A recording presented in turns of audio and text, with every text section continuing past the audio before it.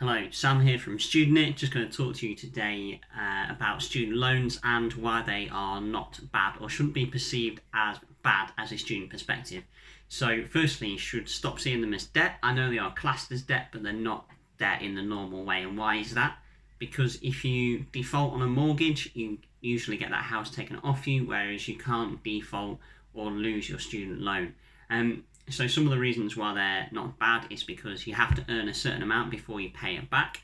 They are wiped off after 30 years. You only start paying it back the April after you finish university. You have to earn a certain amount before you even start paying it back. And if you don't earn that amount, you don't pay it back.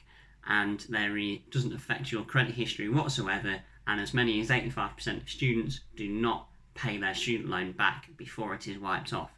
So therefore, you can get a whole university education and come out with an astronomical amount of debt, if you want to call it that, and it not affect you. Last point is anything, so say, I think the part that you repay is £26,000 roughly. You're only paying 9% of that per month over the 26 grand. So if you earn, £27,000, you only pay 9% of the extra £1,000 on top. And that comes straight out of your salary and it goes straight to student finance and you don't even see it. It doesn't even leave your bank account or touch your bank account. I hope it's been useful. If you want more information, I've got an article on StudentIt. You can find me at student-it.com or Facebook, Instagram and YouTube. See you soon.